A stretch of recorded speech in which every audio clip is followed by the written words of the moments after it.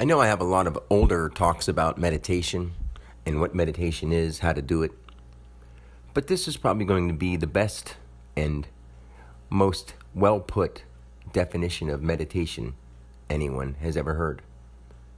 And I'm not just saying that because I think so. I'm saying that because I'm not in my Dan mind right now. I am the one. So let me teach you how to meditate. What meditation really means is me or manifest editation. A plus I identify ongoing nature or notion, however you're thinking, however you're acting. Manifest expression or energy. D defined. I identify. Medi. Then plus active or all or acknowledged plus identified ongoing nature or notion. That is what meditation is. It's you editing your me, yourself. That's what meditation is. Now I'll tell you, one, meditation is not clearing your mind, sitting with your fingers together and humming some words that you've heard that you don't understand, or even that you're accustomed to because you were brought up with them and you learned them and now you think they're what works. Because the intention is what makes it work. You can sit around going hum bum lollipop and thinking of God and thinking of purity, and your meditation will work. But then your meditation will go wherever your mind has been led. Now, the true way to meditate is not to clear your mind, but it is to listen to yourself and ask God or higher power, creator, will you show me the truth? Will you give me true wisdom? Will you show me what is real? Will you enter me? Will you become one with me? And then you listen. And you listen deeper than you ever have before, but with ease and relaxation. You don't try to strain yourself and think. You don't try to put yourself in any difficult situation and think. You stop thinking and you listen. And the whole idea of clearing your mind isn't about just being a blank slate like duh. It's about when you hear a thought in your head that you know is your own, or that you know is from somebody else saying it, you dismiss it and you keep listening for something that comes from outside you, seemingly, but it's really coming from the deepest point inside you, because your deepest point inside you is not in your body at all. So then, if you want to know how to do things like astral travel and remote viewing, astral travel is relaxing your body completely, leaving your body go, and telling yourself, I'm not my body. Usually as you go off to sleep or as you go off into a daydream. Now, the mixing of those two is letting your body go, doing the astral travel process, and then on top of it, also asking God, creator, or source, whatever you call it, will you show me the truth? Will you show me true wisdom? Will you show me what's real? And you add them both together. But then you have to do the same thing as not let other people's thoughts or your own thoughts from before come in the way, or else you're just going to be creatively astral traveling. Because you can be in control of your lucid dreams very easily. Once you're in control of your thoughts, you can do everything.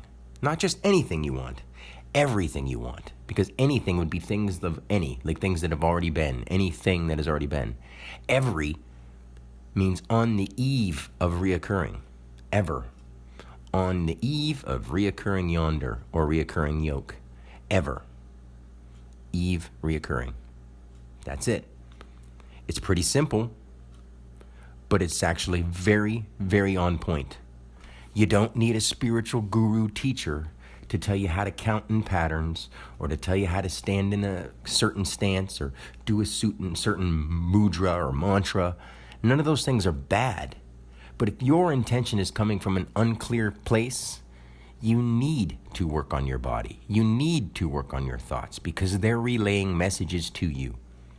And they're allowing others to relay their messages once spoken to you, that you took as real, or that you took as offensive, or that sunk in somehow because you let yourself be influenced by it. Now what you need to do is you need to remove yourself from the garbage. Whether the people you know in life like it or not. Whether the people you don't know in life like it or not. Whether you yourself like it at first or not. I promise you, you will love it after that, because you will become love and you will know the truth. And there's nothing better than knowing the truth. Say, if you're in a very hostile and horrible situation, would you rather be in it not knowing what's going on? Or would you rather be in it having all the answers and all the rules to the process? I want to teach people how to really meditate. I want to teach people how to be true and loving to each other.